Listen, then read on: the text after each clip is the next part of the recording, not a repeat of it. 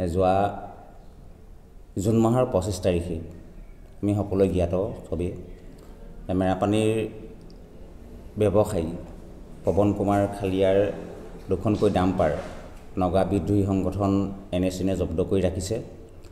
আমি সকলো সংগঠনে ইতিমধ্যে আমি গোলাঘাটৰ উপায়ুক্ত মহোদয়, গোলাঘাটৰ আৰক্ষী অধীক্ষক, আমাৰ সীমান্ত দণ্ডাধীশ, মুখ্যমন্ত্ৰী, আমি সকলোকে আমাৰ স্থানীয় বিধায়িকা অজন্তা নেওগ আমি সকলোকে এই বিষয়টো অৱগত কৰিছোঁ।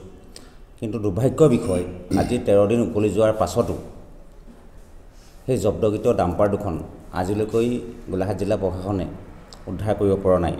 তাৰোপৰি যিগৰাকী ব্যক্তি কমলা ৰাণী ঢাকা, যি নিষিদ্ধ ঘোষিত সংগঠন NSCৰ লগত সম্পৰ্ক ৰখাৰ কাৰণে আমি মেৰাপানী আৰক্ষী থানাত এখন এজাহাৰ দাখিল কৰিছিলোঁ। নিষিদ্ধ ঘোষিত সংগঠনৰ লগত তেওঁ সম্পৰ্ক ৰখাৰ কাৰণে তেখেতৰ ওপৰত আইনী ব্যৱস্থা গ্ৰহণ কৰিবৰ কাৰণে, তেখেতক আটক কৰিবৰ কাৰণে। কিন্তু বৰ্তমান সময়লৈকে তেখেতৰ ওপৰতো এই কমলা ৰাণী ঢাকা ওপৰতো মেৰাপানী আৰক্ষীয়ে কোনো ব্যৱস্থা গ্ৰহণ কৰা নাই। আমি সেইকাৰণে আজি এই সংবাদমেল সংবোধন কৰিছোঁ। কাইলৈৰ পৰা আমি প্ৰশাসনক বাৰম্বাৰ অনুৰোধ কৰা সত্ত্বেও আজিলৈকে 13 দিন উকলি যোৱাৰ পাছতো ডাম্পাৰ দুখনো তেওঁলোকে উদ্ধাৰ কৰিব পৰা নাই বা কমলা ৰাণী ঢাকাৰ ওপৰতো কোনো আইনী ব্যৱস্থা গ্ৰহণ কৰা নাই। মেৰাপানী আৰক্ষী থানা একেবাৰে এই বিষয়টোৰ উদাসীন আমাৰ ধাৰণা হৈছে। সেইকাৰণে আমি কাইলৈৰ পৰা আমি গণতান্ত্ৰিক কাৰ্যসূচী হাতত ল'ম আৰু এই গণতান্ত্ৰিক কাৰ্যসূচী হাতত লোৱাৰ ফলত যদি কিবা পৰিস্থিতি উদ্ভৱ হয়, আমি কোনো কাৰণতে আমি যিকেইটা সংগঠনে লওঁ আমি কোনো কাৰণত দায়ী নহওঁ। এটা কাৰণে নহওঁ যে আমি বাৰম্বাৰ প্ৰশাসনক যোগাযোগ কৰা সত্ত্বেও প্ৰশাসনে বৰ্তমানলৈকে কোনো ব্যৱস্থা গ্ৰহণ কৰা নাই। আমি গোলাঘাট জিলা প্ৰশাসন একেবাৰে সোপাঢিলা নীতি লৈছে, তেওঁলোকে উদাসীন মনোভাৱ লৈছে।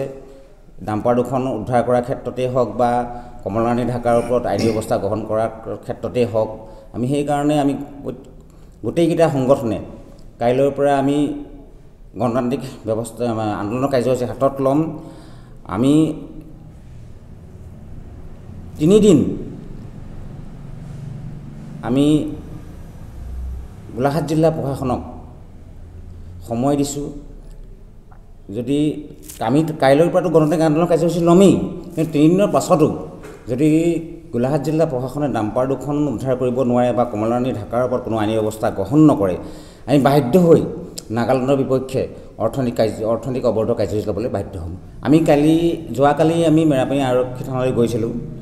তাত আমি গৈ গম পালোঁ যে এই গোচৰটো বৰ্তমানলৈকে পঞ্জীয়ন হোৱা নাই আৰু তেওঁলোকে এই বিষয়টোৰ ওপৰত তেওঁলোকৰ একো সম্যজ্ঞান একোৱেই নাই, তেওঁলোকে একো কথাই নাজানে। আমাৰ পৰা তেওঁলোকে জানিবলৈ মানে বিচাৰিছে যে বিষয়টো কি হৈ আছে।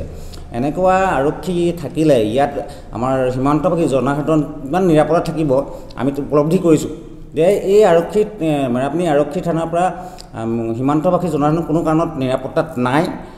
কোনোবা এজন যদি এতিয়া ডাম্পাৰ দুখন NSCনে জব্দ কৰি ৰাখিছে, কোনো এজন মানুহ তেওঁলোকে অপহৰণ কৰি লৈ যায়, মেৰাপানী আৰক্ষীয়ে যে ব্যৱস্থা ল'ব তাত আমাৰ বিশ্বাস নাই। যিকোনো খবৰৰ বাবে যোগাযোগ কৰক আমাৰ এই নম্বৰত 7099017330 আৰু 7099017110।